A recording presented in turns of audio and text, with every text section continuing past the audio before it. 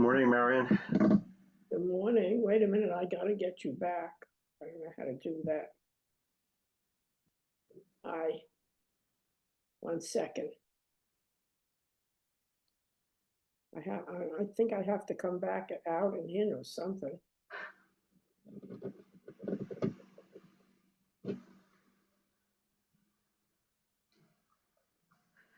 In the meantime, I'm going to make sure I can screen share. So, Okay, just to let you know, I have an 11 o'clock doctor's appointment, so I'm gonna have to leave early. I'm trying to change it, but I left a message. I'll see what happens. oh, thank you. How are you doing after your surgery, your procedure? I'm doing very well. That's good. Yeah. So are you leaving the house now? I take it you're able to leave the house. I'm in the house now. Yeah. Yeah. I lost your image. I think. Okay, I'm gonna come back on. Yeah.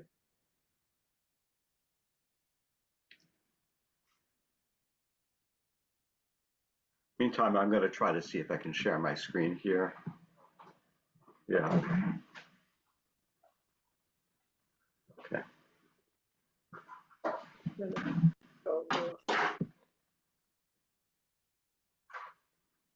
I don't know why I have you. Let me see what happens. You probably, there you are. Now I see you. Can you reach that box there for me, behind you? Yeah. Ah, I got us. Okay. And it's going to come on in just a moment. Hello. Hi, how are you? Did you see I sent stuff out? I figured you were busy. I did. I was so finished with the babies that I wasn't paying attention to things. No, I knew. So I figured when you were ready, you would tell me. In the meantime, I'm just doing it. Thank you. I appreciate you taking care of that. Let me just, where's the Zoom link? Okay. Meeting.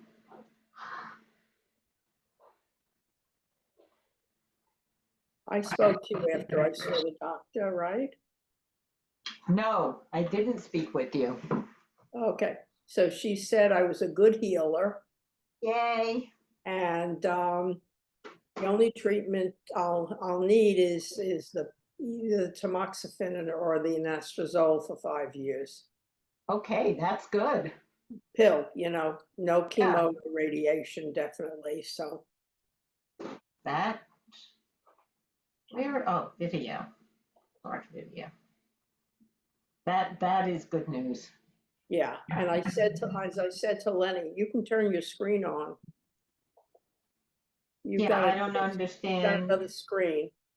The screen is not coming on. You have to click on the camera and the microphone. Yeah, I did. The microphone, it's not it's not doing anything. Oh. You having trouble? Yeah. The it's okay now. Okay, no, that's you. That's yours. You have to press the meeting being recorded. You press that. Okay. Oh, wait. That's okay here. Okay. Now see if it works. You have to move yourself. Yeah. Now the camera. Because I didn't turn on the recording thing. That's why it didn't. Okay, view gallery. Got that. And we're still not. The video's not picking up. My video's not picking up. Right now. That's strange. I know. This happened once. It must have happened once before. Once before. Yeah. Is your camera off? My on your TV, on your screen, is there a little dot? How do we get that camera back on? The only thing that we have is the stock video. Like you've been doing. Very low the rest of the week. We may unfortunately not see another drop of rain, despite the fact that we need the rain. The rest. Thanks, Hank. Anne, is there a little caret next to your video sign? Look at the right. To the right of your video sign, is there a little carrot? That little arrow, that carrot, yes, Yeah. there, that. Check that. Okay, and it's HP wide vision camera. That's clicked on. That's clicked on. What I Go to- have on my screen is a camera with a line across it. Yeah, I see that. What do you have? Do you have video settings on that carrot? Yes, blur my background, choose virtual background, choose video filter, choose avatar, video settings. Go to video settings. Yeah, that's where mirror my touch my appearance. Always display participant's name on sides, always show video preview. Wait, always my video, mirror my video, touch up my appearance, adjust for low light.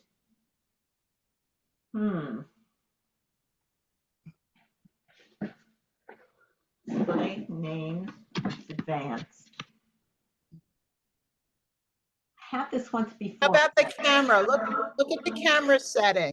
Maybe the camera setting's not on? That's what I'm thinking, that there's some kind of how to. Mine says FaceTime HD camera built in. You have said mirror my video. What's above that? Is there a camera setting?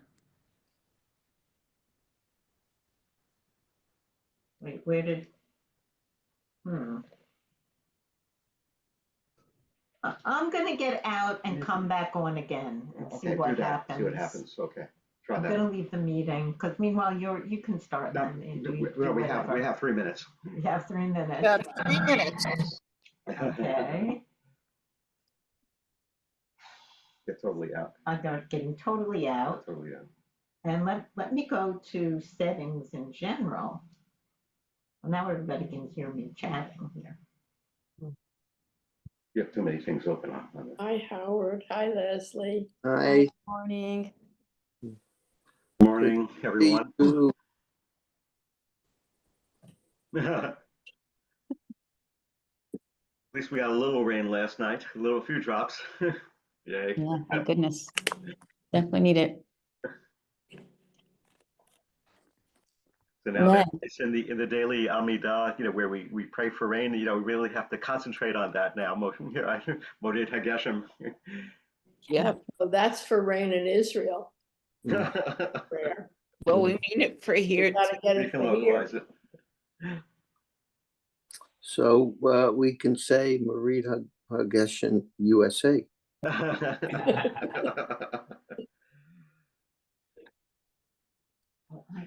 You remember once it was this thing up here that was the problem. It doesn't Lenny? matter. Just let it show your name. It's fine. Okay. Yeah. All right. But I think I figured out what the problem is. Okay. Because I think we have. For this next one. time. Okay. Well, I'll fix it for now.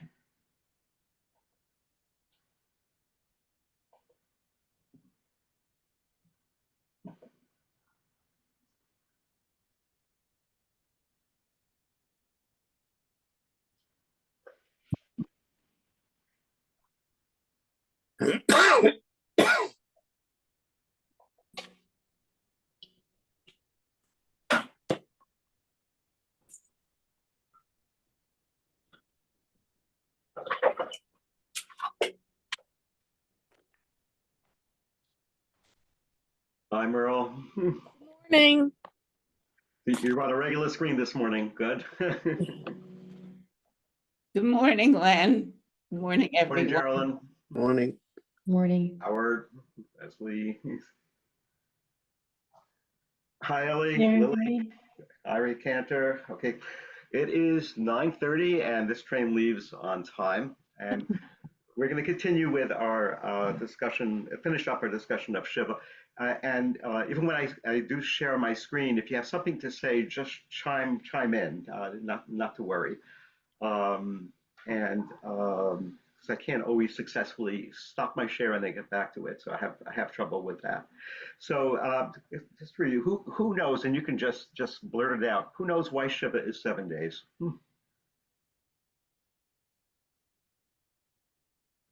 Hank, you're my go-to guy. Yeah, I'm not sure if it has anything to do with the way Abraham mourned for Sarah before he bought the plot. Close, close, but no banana. Anyone else venture a guess? It wasn't Abraham, it was someone else. It was Joseph, right? Joseph sat, mourned for 7 days for Jacob.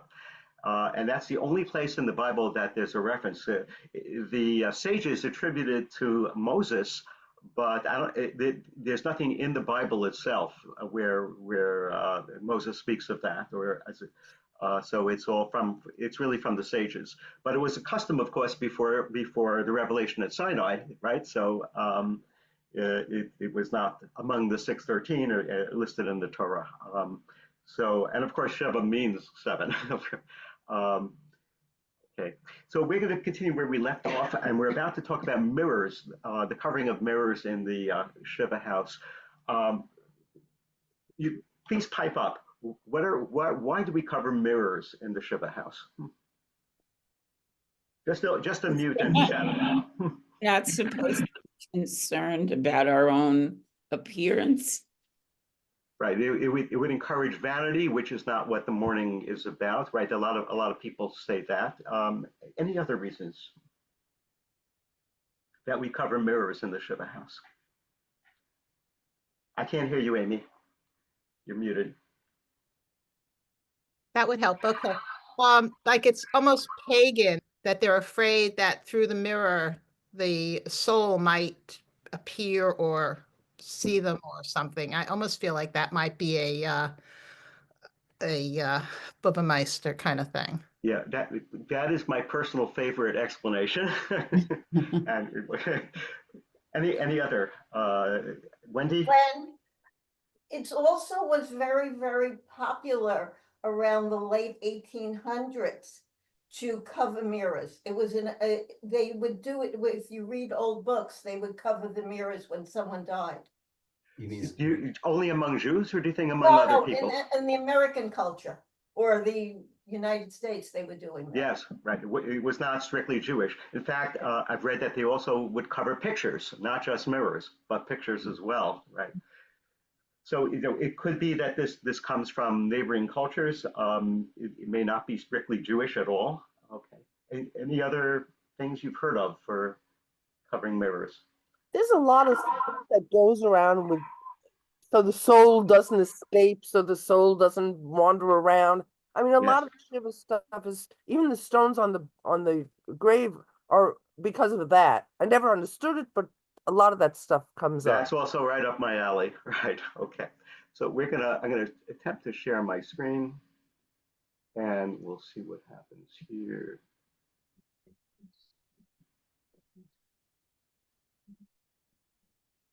Okay, and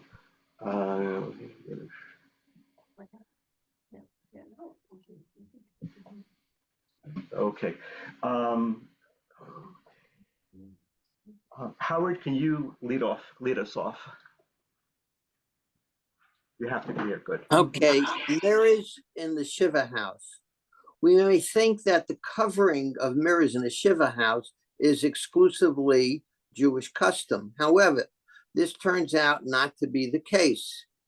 It had long been a custom in parts of Germany that the moment the person dies, any item of bright color or object that reflects an image was covered in white cloth. This included not only mirrors, but also windows, pictures, and clocks. In parts of Scotland, there was a custom for mirrors to be turned to the wall or be covered up. Fascinating. I had no idea about this. Go on. James Fraser in The Golden Bough writes that the origin of the custom lies in the fear that the soul projected out of the person in the shape of his reflection in the mirror might be carried off by the ghost of the departed, which is commonly supposed to linger about the house till the burial. Another view is of a fear that the disembodied spirit wandering around confused or in search of its former home might project itself into the mirror and seeing itself become irretrievably injured in some way. Scholar Howard Schwartz comments about the covering of mirrors during Shiva. If you ask 100 rabbis, you will get 100 different answers. Traditionally, the real reason is that the mirror image of the person who has died is trapped in the mirror, and you must cover it, or the spirit will cause damage or harm you. So that's the scholarly socked in on this, the scholarly wing opinion. So, but we like to think of more modern interpretations. Ellie? I have a question.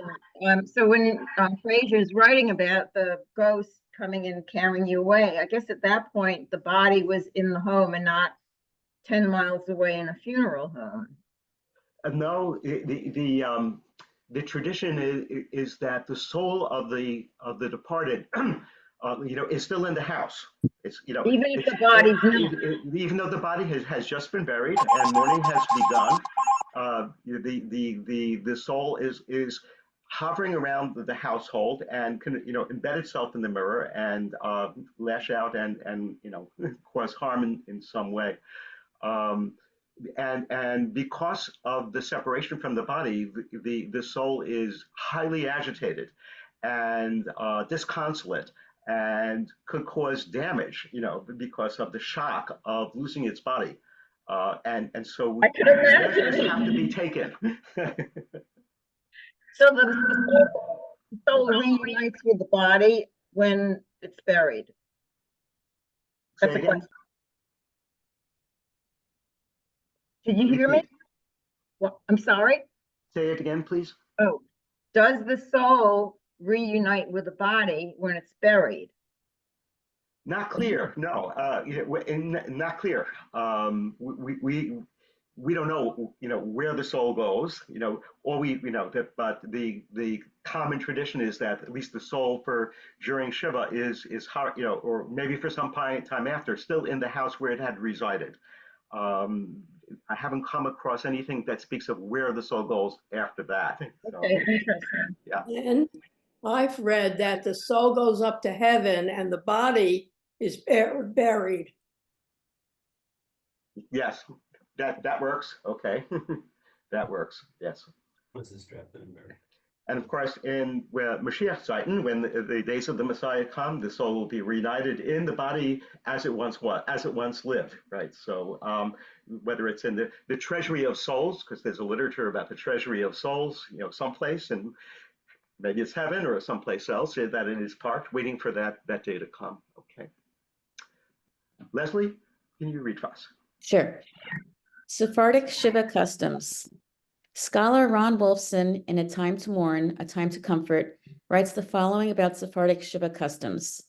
Among most Sephardic communities, Kriya, tearing one's garments, is performed as soon as the mourners return home from the cemetery, unlike the Ashkenazic custom of Kriya being done just prior to the funeral. The traditional meal of condolence is prepared by the burial society or family and friends. Mourners sit on the floor or on pillows, not on low stools.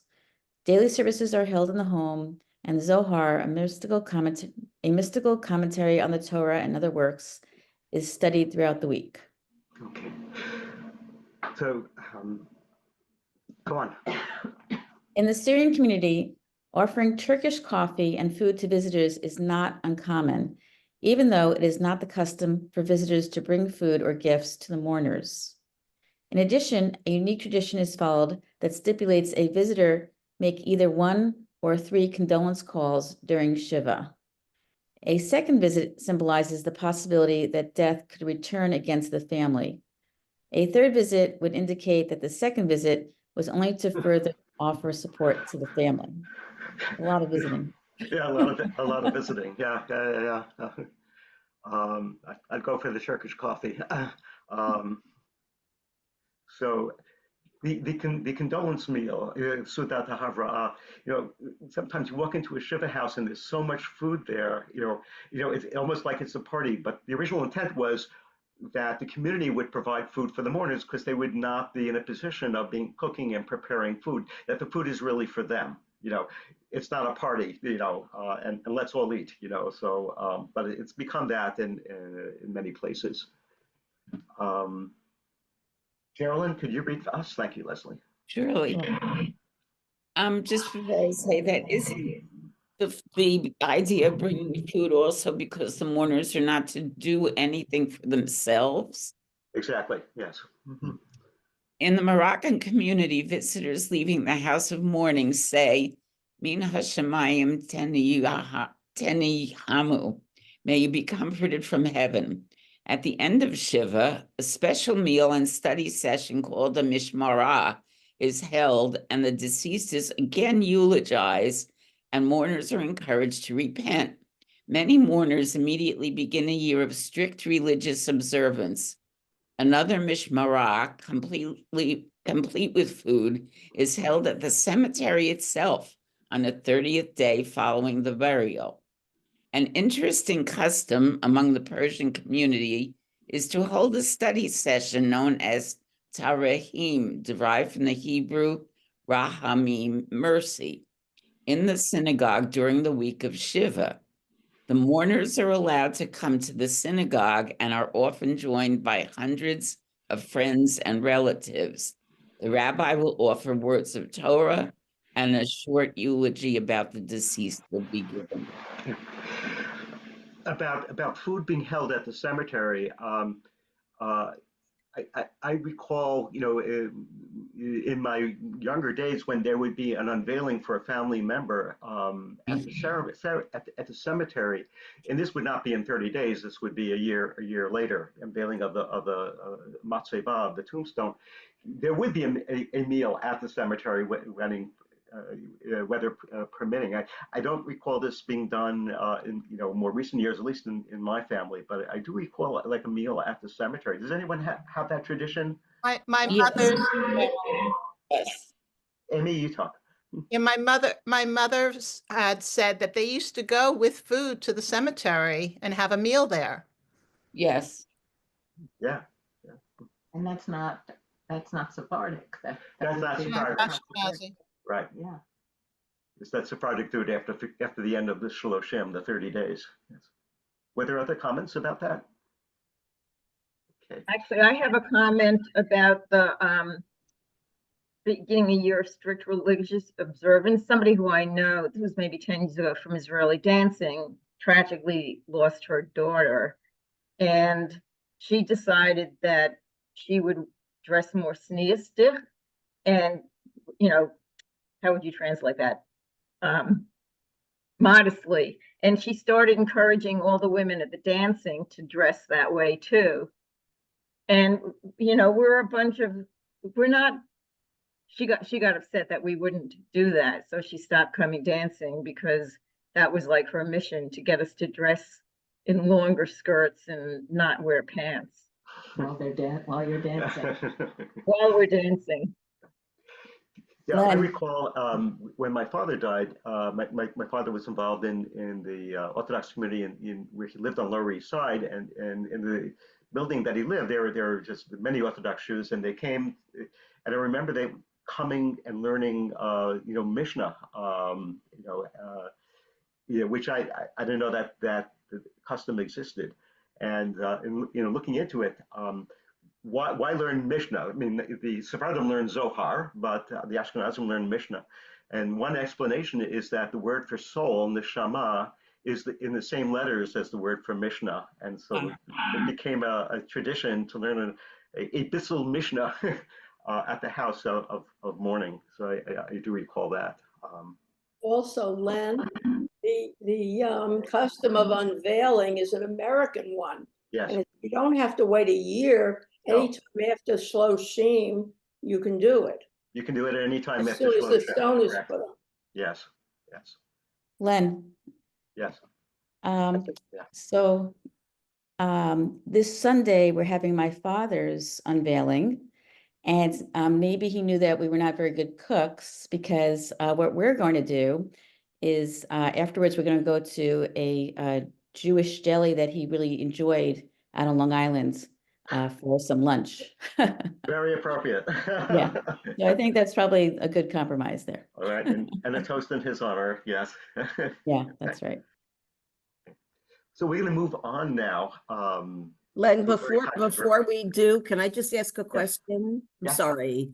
Of course. There's no mention of the candle that burns for a week for the whole time of Shiva. Okay. Actually, we did talk about it last year. Yes, yes. Oh, One of last the- one year. of- Oh, yes, okay. one of the morning customs. There are a number of morning customs in addition to what we've done right here, but it is traditional to have a candle go for a whole week. In a house of mourning, and a phrase is used. That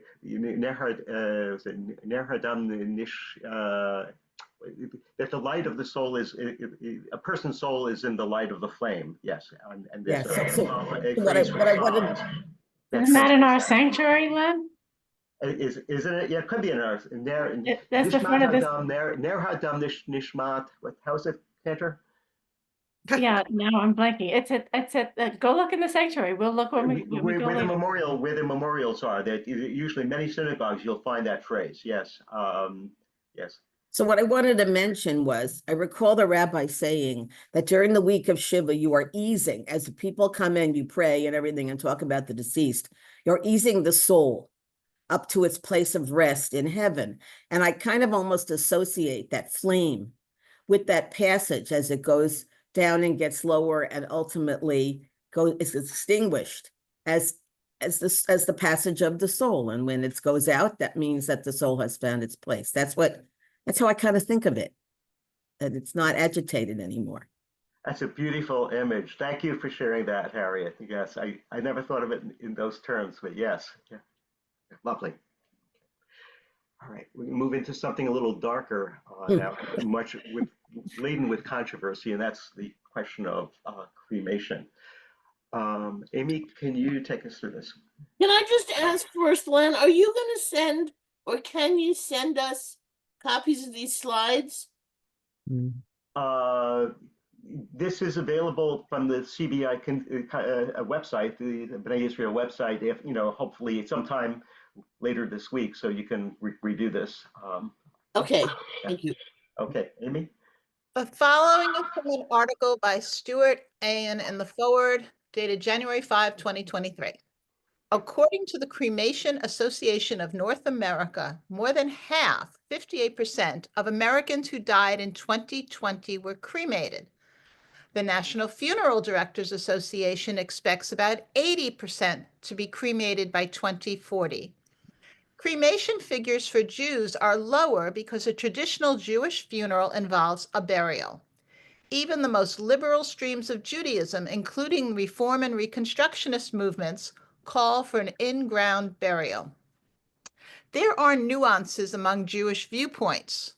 Orthodox Jews are more likely to describe cremation as unacceptable and a desecration. Jewish law is unequivocal that the dead must be buried in the earth, states a Chabad website. According to a Reform movement document, cremation should be discouraged, but states that in the biblical text, nowhere do we find an express prohibition of the burning of the corpse. Which is interesting, because I think most people would think, oh, it must be in the Bible, but it's not. Go on. Oh, okay. Yeah. What is clear across movements is that an increasing number of Jews are opting for cremation. There are no hard numbers on this, but rabbis, Jewish funeral directors, and others who work closely with bereaved families are estimating numbers not far behind those for Americans in general. Some are trying to push back against the trend. A leader in this, Rabbi Elchanan Zon, has called on rabbis to dedicate a Shabbat, Vayeche, would be a good choice to combating the cremation crisis. Vayeche is because it refers to the death of Sarah. So. Okay, thank you. Zon, who is Orthodox and the founder and director of the National Association of Chevra Kadisha, or Jewish Burial Societies, said that based on reports from members, about half of American Jews who died are cremated. It is growing by leaps and bounds, he said. Among those who seek out Jewish burial societies, which tend to attract Jewish families seeking more traditional funerals, the numbers may be lower. but they are climbing, said Charles Hirschberg of the Dallas Chevra Kadisha. About 20% of the families his group serves request cremation, up 50% in the last 3 years, he said. Did you also have a comment, Amy? Oh, the comment was, I was always told that the body that's buried when the Mashiach comes, the body's got to get to Jerusalem or to Israel to rise, to be resurrected. And so you have to have a body. Yes, that is a traditional Jewish teaching, right? So, and then Yes, we don't that scares the heck out of all of us. and we don't desecrate the body in any way, which is why the ultra Orthodox don't permit autopsies or organ donation. Or organ donations, right? Yes. But do we really expect that? I mean, given that most of us die in a shape, we're not in such good health and we're not in the body that we would want to really come back in. Do we really think that I'm serious, Actually, the tradition is, and we talked about this last year, is that when resurrection comes at the end of days, that we go back to body 1.0, not 4.0 or 5.0. We go back to our best body and with a soul reinserted into it. And after that, there are different traditions about what happens. Some say we die again. Some say whatever. We don't. We live in some altered plane of existence. But no, you don't get the body you died in back. You get a fresh one. I have a question. Yes. I think it's all financial. What's the cost of cremation versus burial? Much lower. And there you go. There We're you going to go. get to that. Yes. Okay. There you go. Isn't there like an ecological reason too, perhaps, that people we're going to believe get to that. Oh, okay. And as long as you're talking, Harriet, please read. Okay. These figures are far higher than the single and low double digits that the Forward found 10 years ago, when it asked clergy and others to estimate the number of Jews being cremated. But Hirschberg, Zohn, and others who want to dissuade Jews to stop choosing cremation are working against increasingly strong convictions within the larger Jewish community that people should be free to decide how they want to dispose of their bodies and that their families and clergy should support them. Zohn has organized a national campaign to help all Jews choose burial. Its website lists more than 650 synagogues in the US, Canada, Great Britain, and Australia that are taking part. I have a question. Sure, Sharon. I'm not in favor of cremation, but even if a body is cremated, shouldn't it also be buried even in that form, in a receptacle of some sort? That is a question that is being talked about, and many rabbis would unfortunately, forced into that conundrum, which would probably agree that even the ashes, can be buried and should be buried, or in some fashion, or placed in a mausoleum or something like that. And that is often done among Jews more so than I imagine non-Jews who just have it in a can or whatever, a vase. Okay. But there's still an urge to bury even the ashes. That's just my sense. I don't know that for sure, but I would venture to guess that. Okay, thank you. Okay. Can you continue, Harriet? Sure. Burial. Wait, I have sort of like a thing on there. Hold on a second, Harriet. Merle had a question. I see a raised hand. Yeah, I had a comment similar to Geraldine's comment.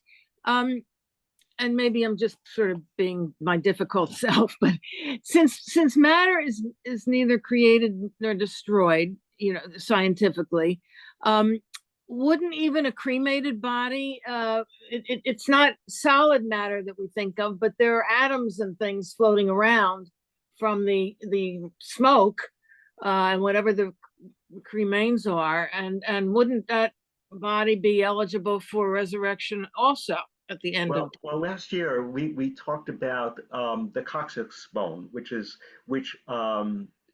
I don't know if it's scientifically the case, but it is thought that that is the one part of the human body that is indestructible, and that when resurrection comes, even though the rest of the body will have decomposed or whatever, or the bones turn to dust if they're really many centuries old, that the coccyx bone is still there, and resurrection will spring from the coccyx bone. And we got into that a little bit last year. That's very interesting. Amy, you have your Springs hand from up. the tush, like. Yeah. In terms of cremation, you've had a history of Jews being burned at the stake, as in, the Spanish Inquisition, and being burned in the whatever with the Nazis. And so does that, I hate to say, make the acceptance of of ashes, of cremation more not appealing, but accepted because you had these past tragedies of people being cremated? Yes, that is one of the reasons that the rabbis who are at the forefront of advocating for in-ground burial, against that, they try to burn us. We will not burn ourselves. We cannot permit that in the wake of the tragedies, particularly the Holocaust. But does that mean then that somebody who was a martyr and burned at the stake would not be eligible for resurrection when the time comes? Well, there's still the coccyx bone. Yeah, so. Which is one of the useless bones in the body, right? It's one of the. So who knew, right? It's right above the tush. Yeah, right. Actually, Susan, as long as you're talking, thank you, Harriet. Why don't you pick up from the next slide? Okay. Burial is not merely a Jewish tradition, the website states, explaining that the mitzvah or commandment of burying the dead comprises 2 of the 613 compiled by Maimonides, a positive commandment of burying a body and a negative commandment of not leaving a body unburied. But Zone and others who are trying to convince more Jews to choose burial also know they are up against compelling financial realities. In general, burials cost more than cremation. 90% of the problem is that a cost of a funeral in Dallas is about $10,000 and the cost of cremation is $2,700, said Hirschberg of the Dallas Hefer Kadisha. In response, his group is offering loans to families to shoulder the burden. A 2021 study from the National Funeral Directors Association shows the median cost of burial to be closer to that of cremation, with a viewing and burial of a body at $7,848 compared to $6,970 for a viewing and cremation. So vastly different figures here. But in any case, it is cheaper to cremate. Can you continue, Susan? Jews who are trying to get other Jews to reject cremation also invoke the Holocaust, in which 6 million Jews died, many in crematoria. From time immemorial, Jews have avoided cremation, Hirschberg said. One of the reasons the Nazis used cremation is because they knew what a shanda, a disgrace, it was for Jews. A survey of the 4 major Jewish movements, Orthodox, Conservative, Reform, and Reconstructionist, shows that all discourage cremation, some more strongly than others. All also indicate that there are rabbis within them who will take part in a memorial service for someone who was cremated. Rabbi Avi Shafran, a spokesperson for Agudath Israel of America, a group that represents Orthodox Jews, said that while he believes some Orthodox rabbis might decline to speak at a memorial service for a person who was cremated as a matter of principle, others would agree no matter the plans for the body. He also noted that Judaism does not call for a rabbi to be present at a Jewish burial. Right. Most people think you need a rabbi, but you actually don't need clergy to be at a burial, although it is comforting if you have clergy to have clergy there. Yes. Well, Thank we don't you. have any clergy in almost anything, do we? No, you I mean, don't. seriously, Actually. it's just someone educated who can do it, including a bris. I mean, Right.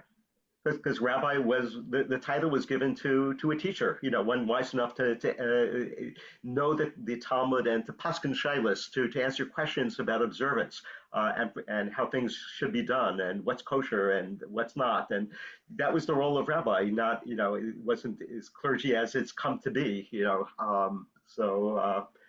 Which is, in my opinion, a reform innovation following what the Christians do. But right, yes, you don't need rabbi for anything, truth be told.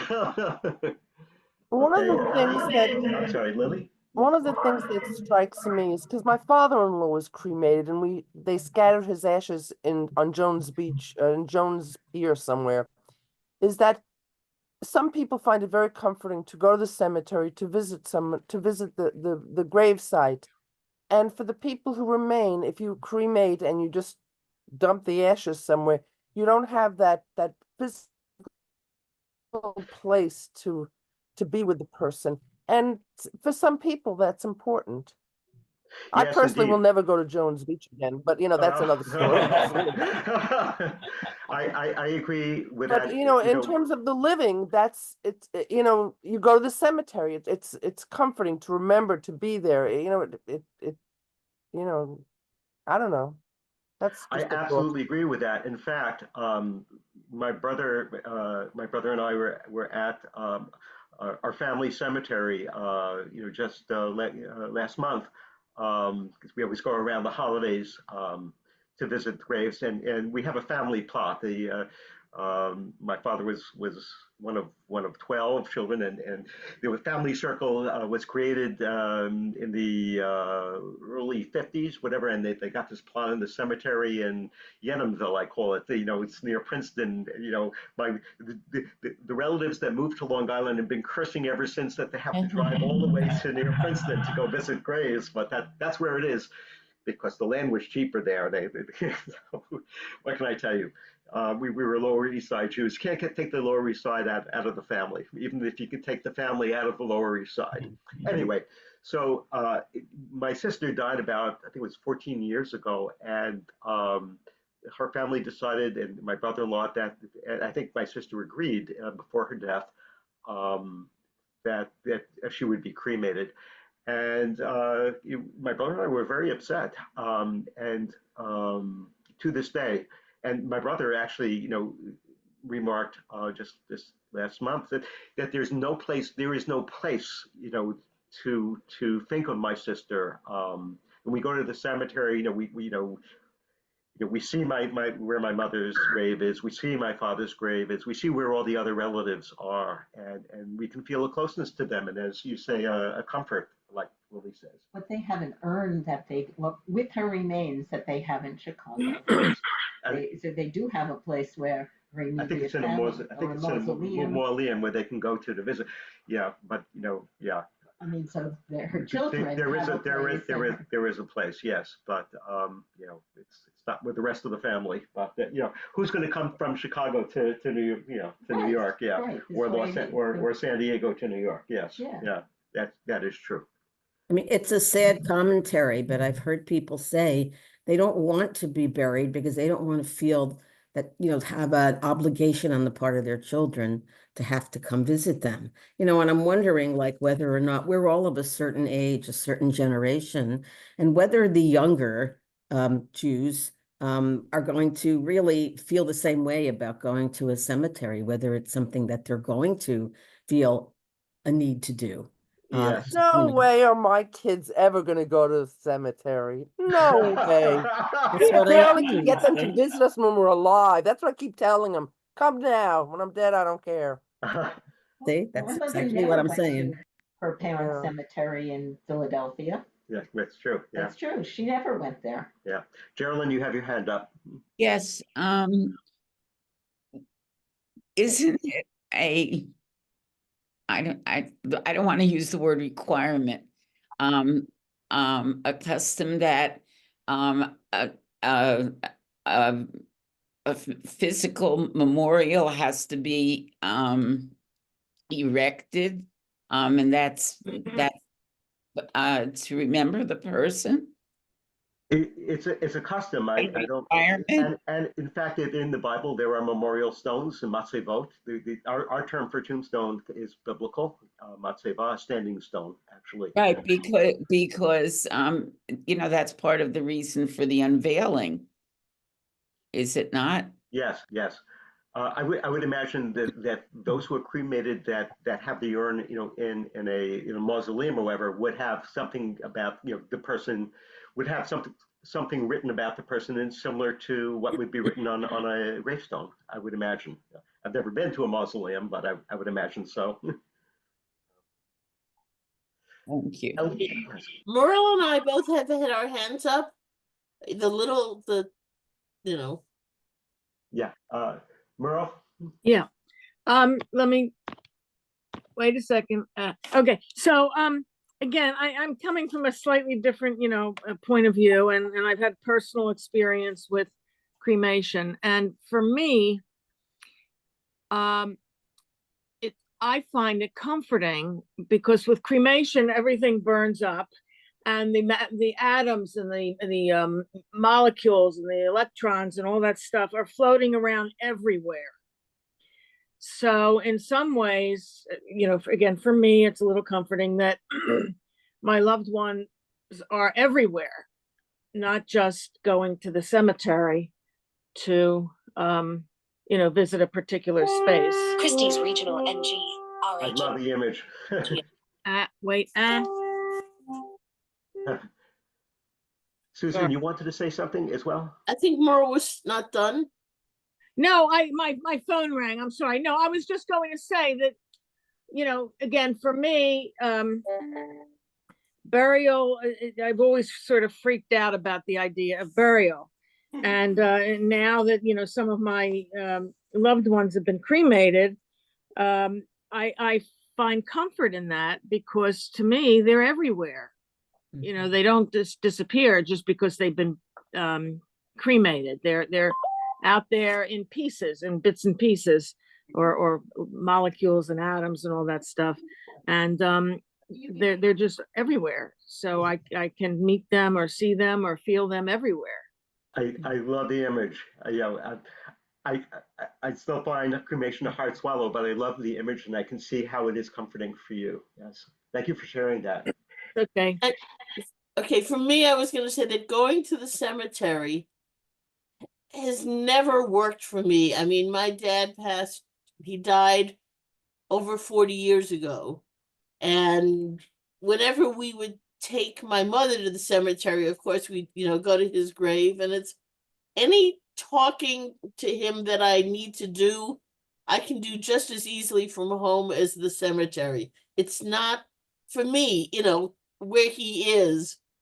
I went more out of respect for my mother. I didn't want her to think that when she went, you know, we wouldn't remember her. However, since she died a few years ago, I think I went once with Ellie, but it, you know, the other thing is, I think part of the appeal of cremation is, as someone was saying earlier about having the family so dispersed, when you had a local cemetery and most of the family would be buried there, it would be a place to visit. When most people have moved hundreds or thousands of miles away, it's not somewhere that you're going to visit. I am very much in flux thinking about whether I want cremation or burial. So I'm really happy to hear some of these. Doesn't mean you can't be buried. Isn't that so? True, you can be buried, but you know, with the financial thing, to be buried, having to buy the plot and all that, and just to be buried just because. And besides, I would like, if I'm cremated, I like the idea of my ashes being dispersed. You know, at places, special favorite places of mine. I'll bring them to Falcon Ridge. No, please. That's a folk festival that Ellie and her sister Susan go to every year. Yes. And I'll go to Lily's, to join her relative at Jones Beach. I guess I'm Thank you, sitting Susan, for here. sharing that. Actually, I'd like us to move on. I'd like us to move on, though. Ellie, could you pick up for us? Stop. Because I'm a Reform Jew. The Reform movement has changed its position on cremation over the years, and not in the direction some might expect. In past years, the movement had considered cremation permissible, but a recent response to a query on the subject from the Central Conference of American Rabbis calls for its members to discourage the practice. The position is based on two threads of argument: that burial is the traditional Jewish practice, and that since the Holocaust, cremation has become associated with one of the darkest periods in Jewish and human history. And every rabbi can respond to requests for cremation based on their own understanding of tradition, Jewish history, the needs of the family, and their own conscience, said Tamar Amitai, a spokesperson for the conference. Continue. The conservative movement holds that cremation should be discouraged, but it is not formally forbidden. According to Rabbi Jeremy Kalmanovsky, spiritual leader of Congregation Anshe Chesed on the Upper West Side of New York City, his writings on the subject were adopted by the movement's Committee on Jewish Law and Standards. Is cremation a violation of Jewish law? Orthodox rabbinic authorities maintain that it is. Meanwhile, the conservative movement in 1986 unanimously adopted a rabbinic ruling, even though our tradition has clearly developed a taboo against cremation. There is no explicit source in the Bible or in the Talmud against it. That being said, the sacred established tradition of burial should be upheld, and if the body has been cremated, there is still a positive mitzvah to bury the ashes.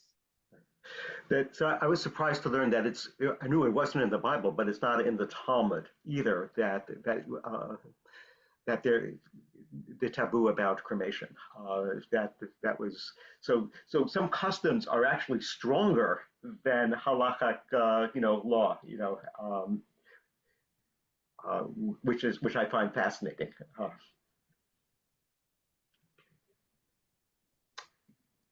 Okay, so Bob Brower, can you read for us? Sure. Rabbi David Steinhardt, spiritual leader of Congregation B'nai Torah in Boca Raton, one of the largest conservative congregations in Florida, takes a stance on cremation that many rabbis favor, keeping a distance from the process, but embracing the family that chooses it. He said he will preside at a service for a person whose body was cremated, but only after Shloshim, the 30 days following a funeral. Rabbi Elise Wechterman of the Reconstructionist movement said she will officiate at the funeral for a person who is to be cremated, reasoning that just because there wasn't a traditional burial does not mean the mourners can't have traditional mourning. That's an interesting statement.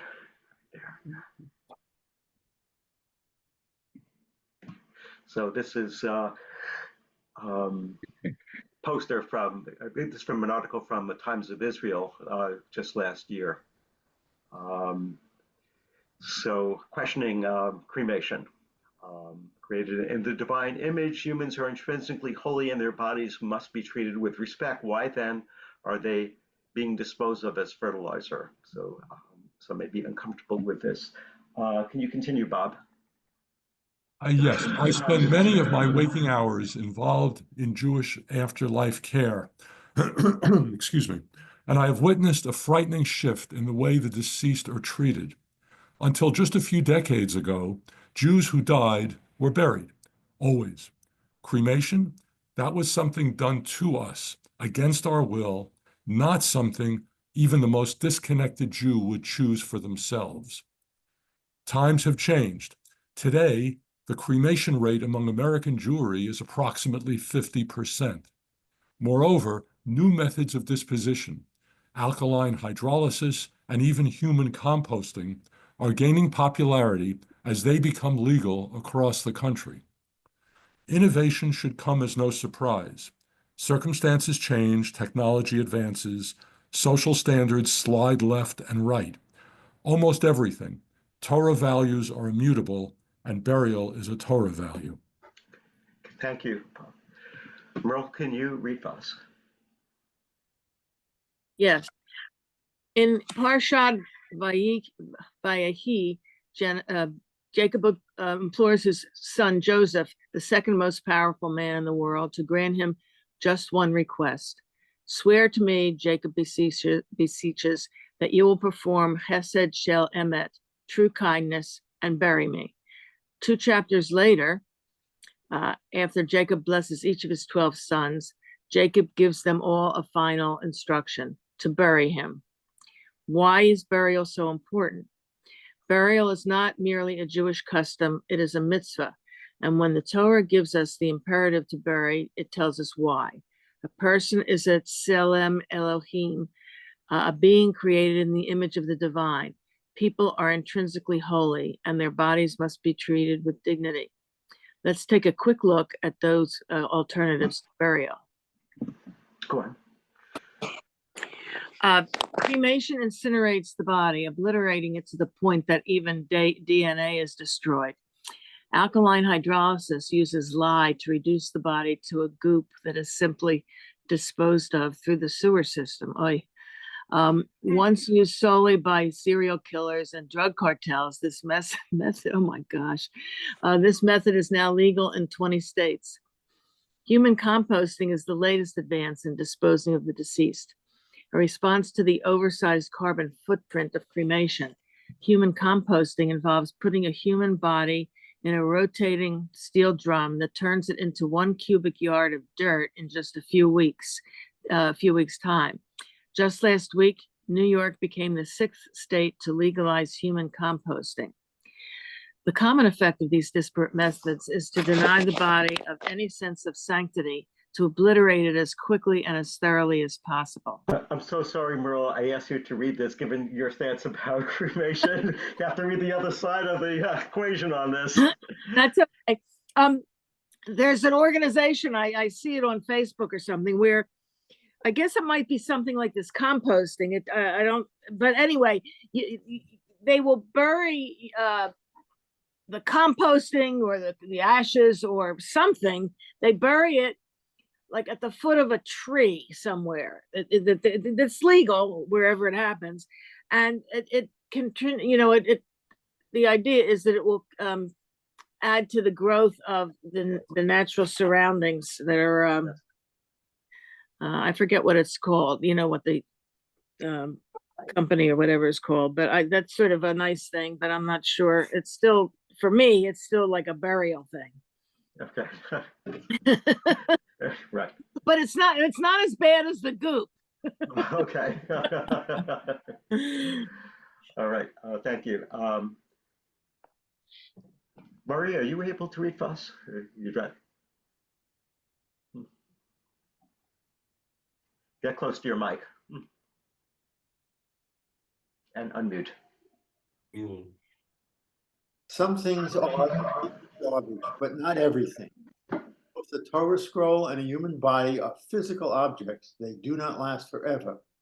But when a Torah scroll becomes unusable, when it has fulfilled its purpose here on earth, we gently bury it in the ground.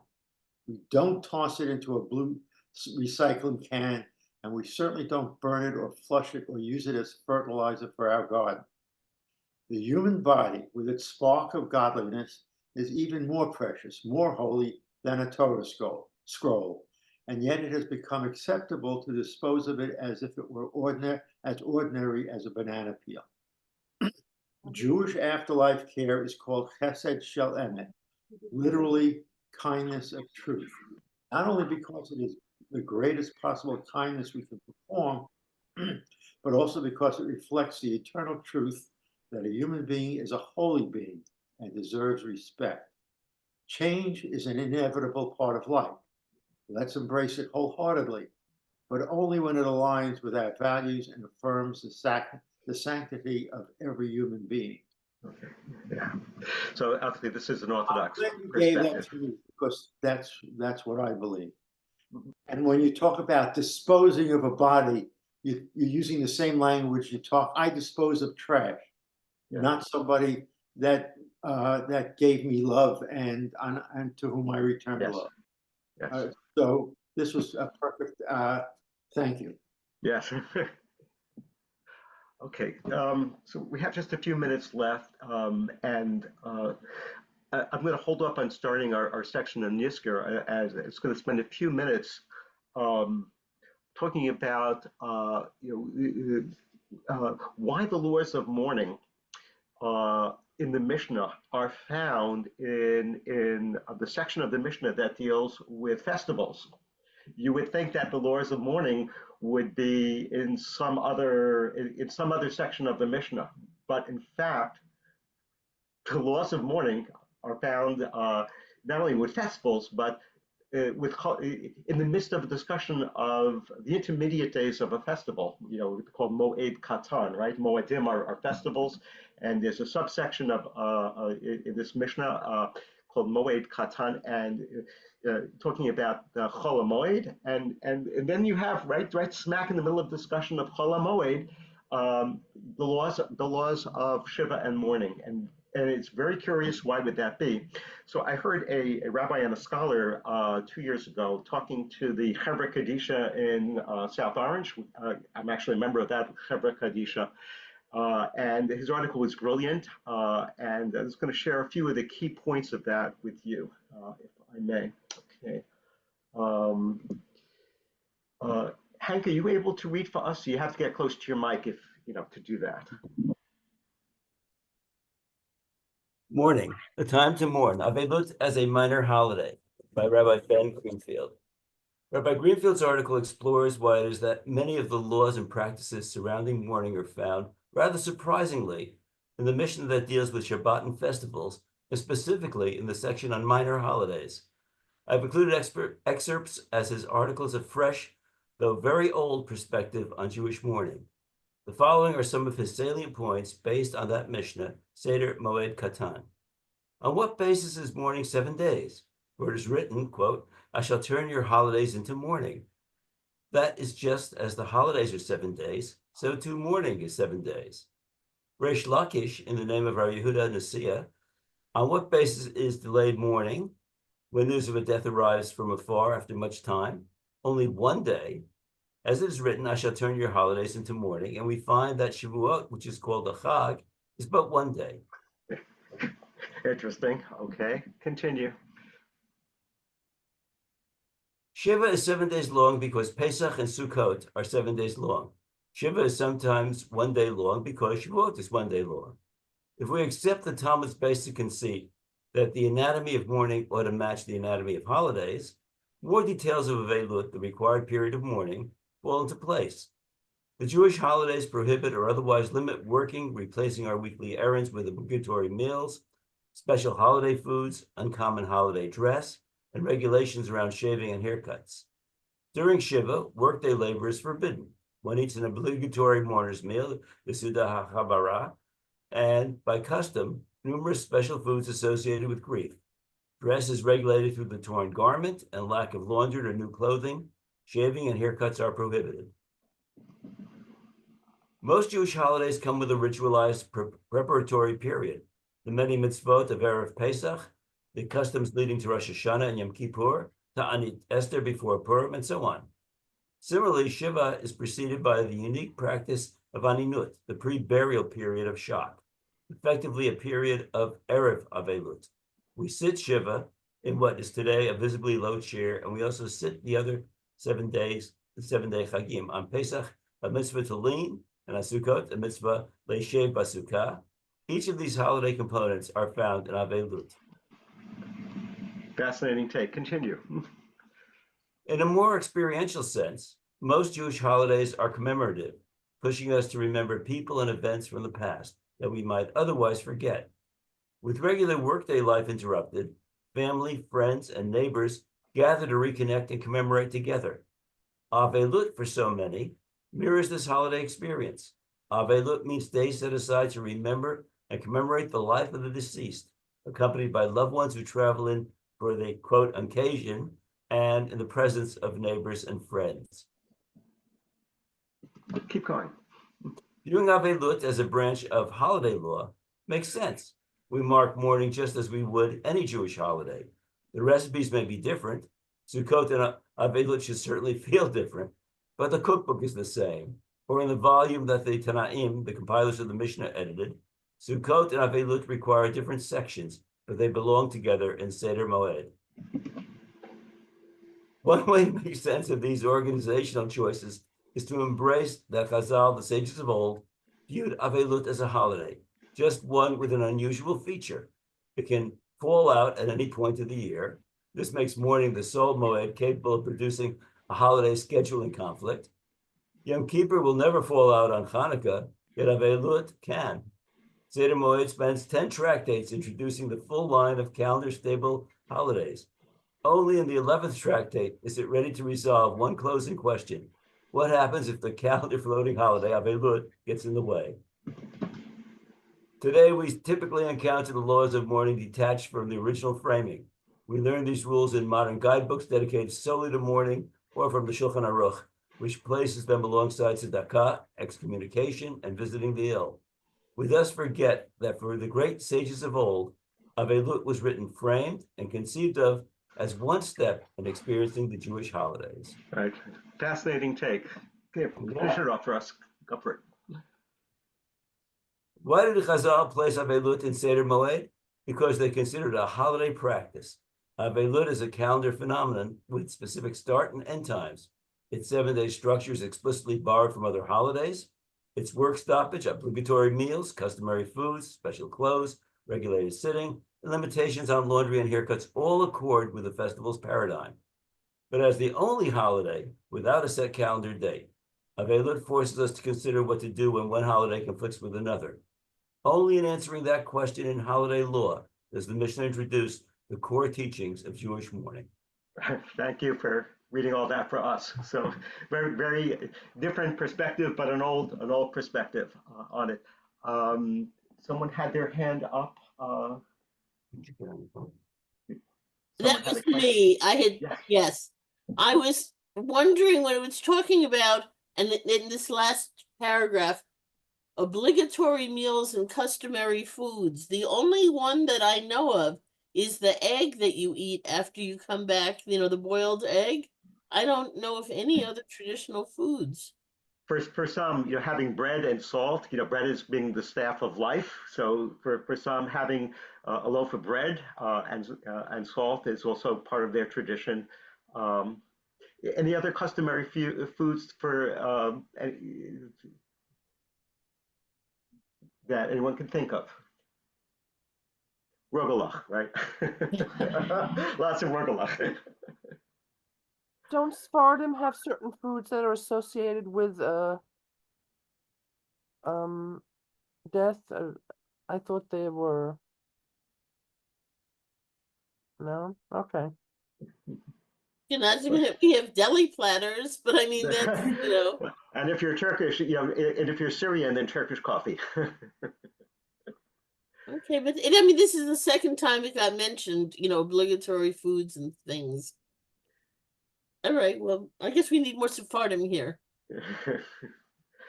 So thank you all for being here this morning, and we're going to lead off with a deep dive, next time into Yizkor, the origin and evolution of Yizkor. Okay, so hopefully you'll join us next Monday morning and enjoy this last nice day before the weather really turns colder going ahead. And let's pray for rain. Thank you, Len. All right. Bye-bye. Thank you, Len. Thank you very much. Thank Thank you much. I didn't say anything, I'm muted. Okay.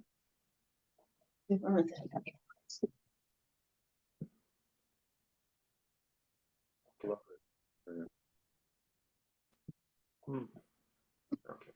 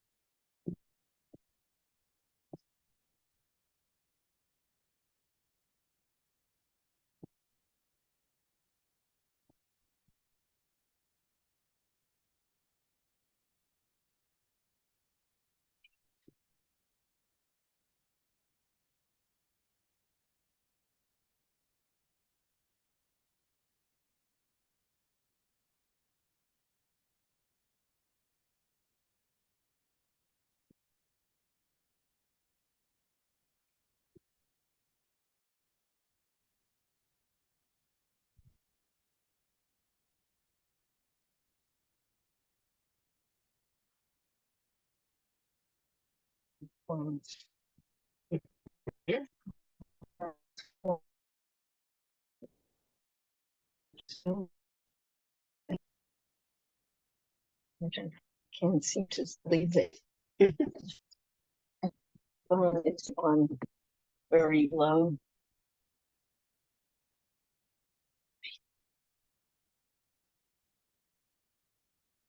Just wonder if he's going to Maxwell Road over there. Farrah, your reaction to Stephen Miller being tapped to this kind of role? Or maybe you're right. Well, that's what people voted for. Suggest lots of folks who voted for Donald Trump go back and watch a lot of interviews and media appearances by Stephen Miller. And you see who he is. He's a despicable human being. He's a racist and a xenophobe, and his whole family has disowned him.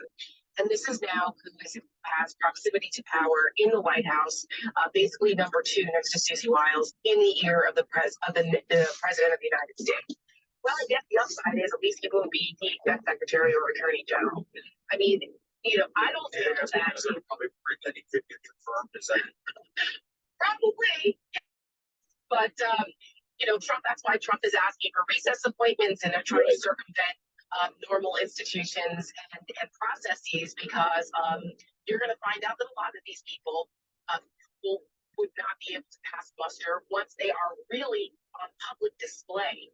I've often said that I do not think that not the MAGAs, they know what they got. But a lot of people felt that, well, it was the economy or it won't be so bad or, they are not fully aware of what they have done and the people they have ushered in. You didn't just vote for Donald Trump. You voted for the people like Stephen Miller, the people who gave those speeches during the fascist rally there you had in Madison Square Garden. So we're about to see what these people are going to bring onto the American people in our government, and God help us.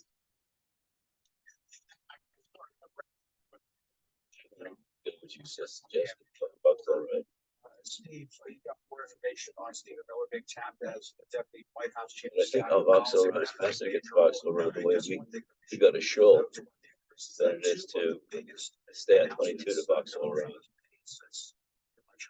Why don't you just judge the traffic?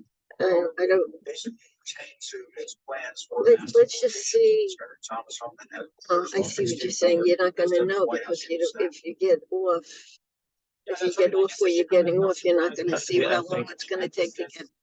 But getting back, going all the way through from the highway. Yeah, the length of time is so much longer. Individual, Donald Trump remained adamant that he believed that the top priority and the top concerns facing this country were immigration related, and the advancement of Stephen Miller into this role certainly aligns with that. Now, Miller has been closely involved with Trump's presidential campaign, and he has stayed close to the president after he left office. He has been one of the people who has been working behind the scenes to put together policy plans, executive orders, all of that could be help get the administration off and running from the moment Donald Trump is sworn in. And Miller is interesting as well because under Chief of Staff Susie Wiles, who is really well known for being a manager of Trump's orbit and of Trump himself and being sort of a disciplined general, but she is not a policy walk by any stretch. And Stephen Miller fancies himself as someone who is in the weeds and enjoys getting into these policy battles. And he has been very much someone in the past who has written and been influential in shaping Donald Trump's policies, especially on immigration. You can imagine that he will work closely with Tom Homan on any plans regarding this mass deportation that Trump has promised and is setting up Where they cut that, deliver. where they stopped that. All right, Steve, thank you very much. I want to go to Antoine, who's with Road closed. The road behind it is closed. Maybe they're doing some construction on there or something. Should not come as any surprise to Americans out there who are saying, okay, Stephen Miller's going to be in the White House. Well, it's certainly no surprise. Miller and others probably see in this White House have wrapped themselves and baked themselves in white nationalism, Christian white nationalism, white supremacy, and so forth. And there's no education in the second kick of the mule, as we say in South Carolina. And so many of the things we're going to see, many of the appointments and many of the things the American people will feel will be just leftover or continuation of the first Trump White House. The difference between now and then is there's no unchecked power. He will have 4 years to do whatever he wants to, and the American people, led by the MAGA extremists, have given him a license to do whatever he wants to do, appoint whatever he wants to appoint. It says, say whatever he wants to say. And Alvin, I do want to get you to weigh in here, but also your thoughts on what your expectations are for this next Trump administration that's coming as it pertains to policies geared toward Black Americans. I think Stephen Miller, it's just been announced he's going to be the new Deputy White House Chief of Staff for Policy. But Stephen Miller is very steeped in immigration issues. Obviously that's going to be a major focus of this incoming administration. Donald Trump is making that very clear right off the bat, picking Thomas Homan.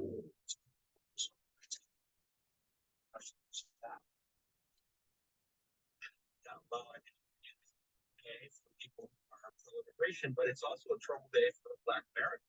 And what you also need to realize is that Stephen Miller is a principal architect of the diversity, equity, and inclusion bans that have swept this country in the last 2 years. He is also in lead with folks at the Heritage Foundation, who want to defund the Equal Employment Opportunity Commission, which is charged with protecting Black Americans and other minority groups from racial discrimination. Black Americans are the group that experience the most racial discrimination in the U.S. economy. So it is a terrible if you're trying to support the Black community. Yeah, and Antoine, same question to you. Your thoughts on all of this? One of the things that obviously is going to be asked is, what is Trump's focus going to be?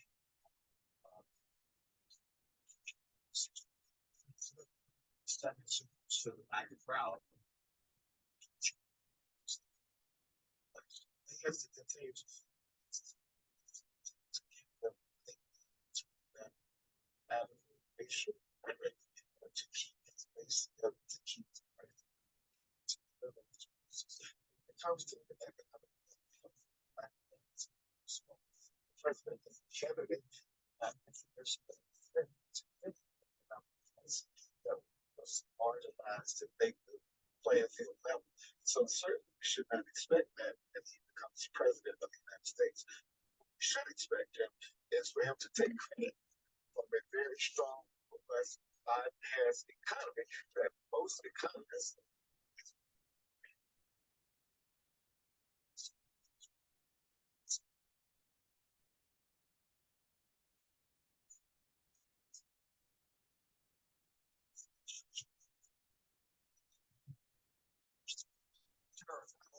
I guess one of the things final thought in on is some of the thoughts that have been out there that have been expressed that Trump, it was just all talk out there on the campaign trail. This was just campaign rhetoric that he throws out there, and when he gets to be president again, he'll know that he has to behave in a certain way or else the bills are cut off. He doesn't have to. He didn't do it to Liz though. Chief of staff, and she managed to keep a tight lid on things from time to time. I mean, there's a lot of this sort of, it sort of feels like 2016. I think in 2017, there was the same out there that the mantle of the presidency rested on Donald Trump's shoulders and transformed it into a section of Ronald Reagan. And that's what and rationalize whatever they want to try to explain away why they made the decision to put in a felon who incited a violent insurrection to try to overthrow a free and fair election, and demonized many groups in this country in the most awful and vile ways, and surrounds himself with the ilk of people like Stephen Miller and others who believe in white supremacy and who think that we need to restore white men because they're going to be replaced. Like, these are the people that Donald Trump has surrounded himself with. He has not gotten any better. And I think about today as Veterans Day and how we honor those who sacrifice and serve in our military to uphold our Constitution and our freedoms and to believe in democracy. And what an affront Donald Trump presidency is about to be to that oath that they have taken. This all of their sacrifice, everything we have fought for as an American country and this American democratic experiment cannot be in vain. So I hope that all those people that are thinking that, oh, it won't be that bad, and are right. I hope they're right. But my gut feeling and Donald Trump's own behavior and the people he has surrounded himself with says otherwise. So we're about to find out, and what we can do as those of us who still are pro-democracy, who still believe in equal rights, who still believe that women deserve to be equal citizens, and still believe that we already have rights in this country. Unless they have the teachers do. Our Constitution's respect, we have to continue to fight to make sure that these people are held accountable, or else our democracy is going to be lost. All right, Chair Meyer, everyone. To right and now to agree, I guess all the early signals that seem to be pointing towards MAGA, not moderation. I appreciate very much the time. We'll be right back. Yeah, because all the new Republicans who came in, all the moderate Republicans were kicked out. Yeah. Mm-hmm. You know, what's sort of interesting, and we're doing this to ourselves again. What? We're listening to what we want to hear. Oh, of course. And you really realize it. But that's not the majority of America. But no, what we want to hear, I said. Exactly. What I'm saying. And most of the Americans are listening to Fox. Yeah. And it just reinforces the way they have, the way they probably talk about Miller on Fox is, oh, he's going to make it better for you who everything has been taken away from. Exactly. And so when you hear someone, when you hear Schiffman talking, he talks about how look how long that truck is. How the aliens all get Medicaid, and everybody else was getting something, and not hearing that the phones are, that they're getting $25 or $50 to feed their family for a week. And where can you feed your family for a week, or even one person for $25? You tell me. And whatever the thing is, it's they're taking advantage. I mean, look, I went into Medicaid homes, and I saw aides there for 8 hours a day. Now, I don't know why the aides were there for 8 hours a day. But were they there for 8 hours a day because they put the person to sleep at night, put them in bed, and it was cheaper than $300 a day for a nursing home? Whatever the equivalent, was it, but you see an aide sitting there with a patient watching TV, and you say to yourself, wow, what a waste of money. And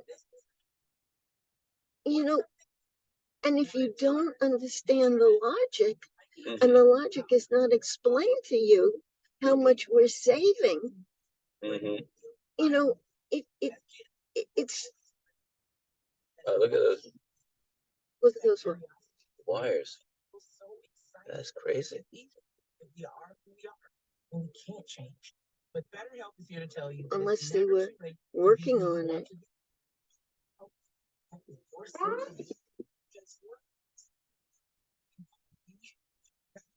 somebody hit. Huh? I wonder if a truck hit a wire, and that's what's going on. Yeah, I think a truck hit a wire.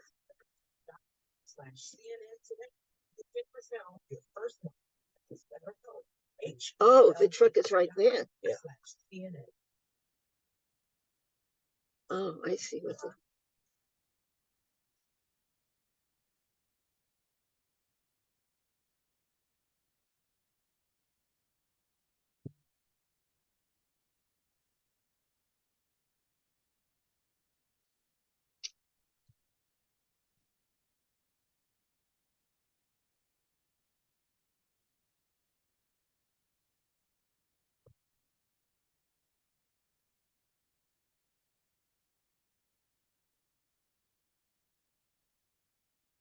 Well,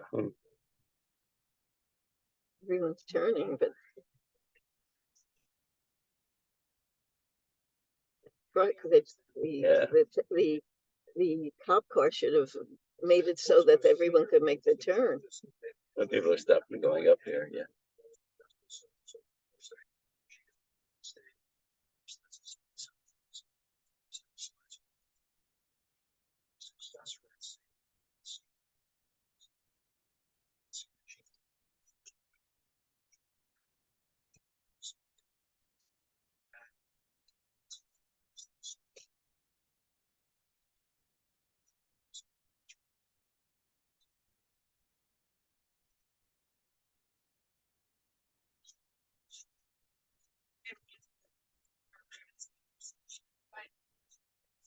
Step down, doesn't seem to make a lot of sense. Even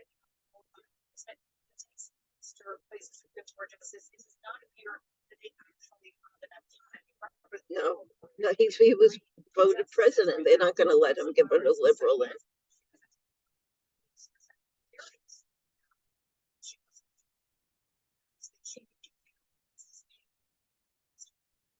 Who is this? Ruth, sort of my.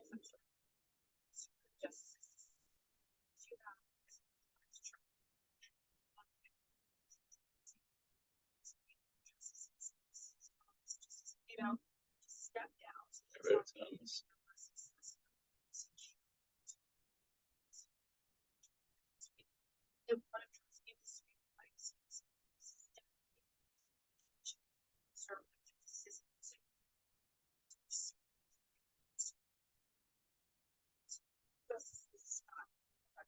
So, this is just strategy. There would be signs calling for to step down the close to Biden. Wait, there is to do that. I don't know, some of the architect from judiciary strategy. He has a big chat. He has called these calls for Thomas and Leo to step down for cracks. I'm sure he recognizes this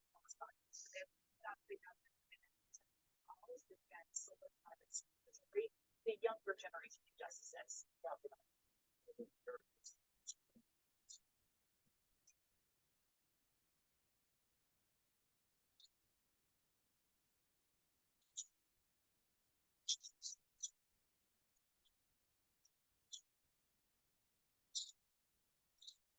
That's for sure.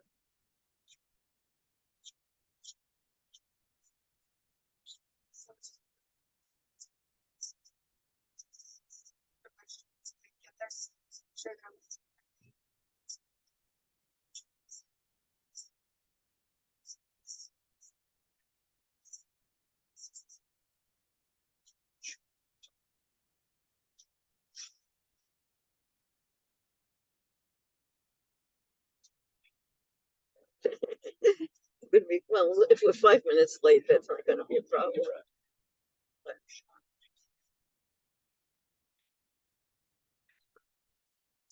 going to say I have to go to the bathroom, so I may go to the bathroom right before I get inside, so.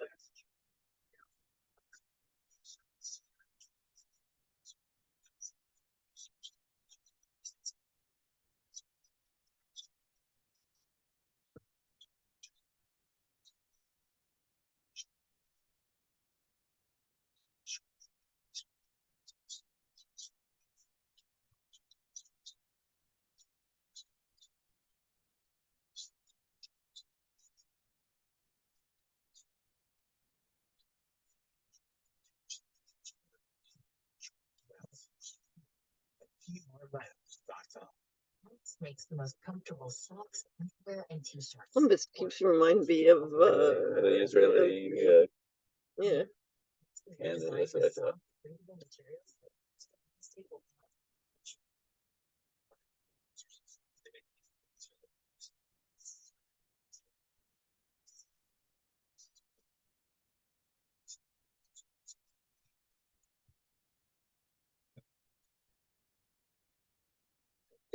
Bosley,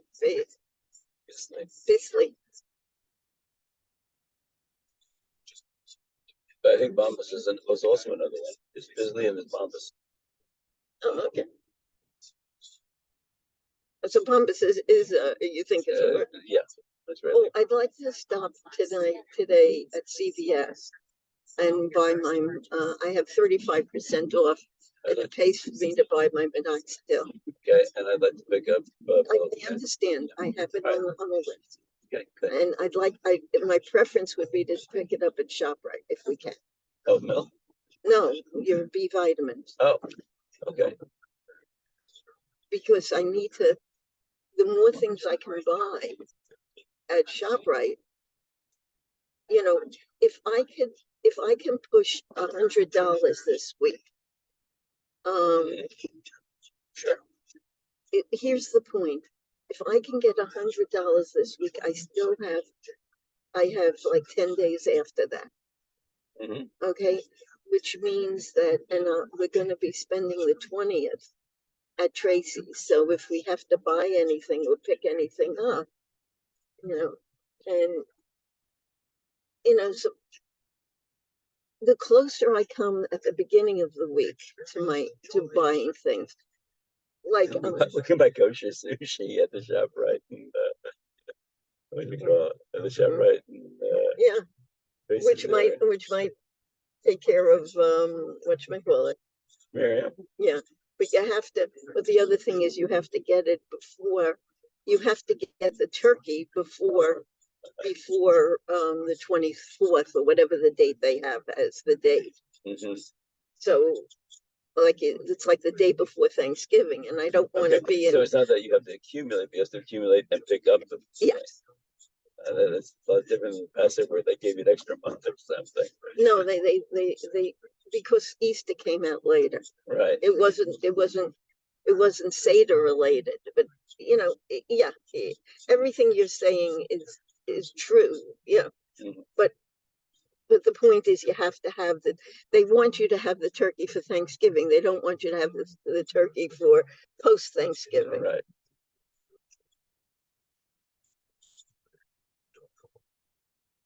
We are getting new details about last week's disturbing anti-Semitic attacks in Amsterdam. We want to warn you that the attack is disturbing. The mayor says messages calling for the quote hunting of Jews were circulated on Telegram, the social messaging app. Beforehand, she condemned the messages and the violence as shocking outbursts of anti-Semitism. CNN's Melissa Bell is following this story for us. Melissa, what else is the mayor saying?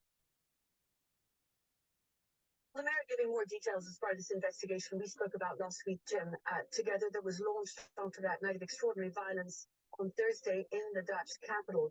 What we've seen over the course of the week is that by the Wednesday, even when the Maccabi Tel Aviv fans began arriving in Amsterdam, tearing down Palestinian flags, shouting anti-Arab slurs, that tension mounting, extra policemen and women were put on the streets. But what we now understand is that these messaging apps allowed people to communicate, to organize themselves in a way that Thursday, what we saw were those hit and run targeted attacks on Tel Aviv football club supporters. There were more than 60 people arrested and dozens were injured. Even though now the fans have gone home. That investigation will continue, but it is with Israeli authorities that the Dutch are now working to try and ensure that convictions by these messaging apps to help them to try and find out who was behind them and who had connected to what was inside them and may have been responsible for some of that violence. Fears now about the matches. Oh my God, Thursday here in France. Oh God, did it ever? French police not taking any chances on the whole story in Amsterdam. For thousands of policemen and women sitting around the side of France searching for checking bags to try and make sure that this match is more peaceful than we saw last week, and that they don't become like for these kinds of protests and the kind of violence that we saw. I keep wondering how much Iran is fomenting this whole thing. I mean, no. Like, are they paying? We said that the last time we did. I'm wondering how much Iran is fomenting it in the sense of the word. Are they fomenting it with money? Are they paying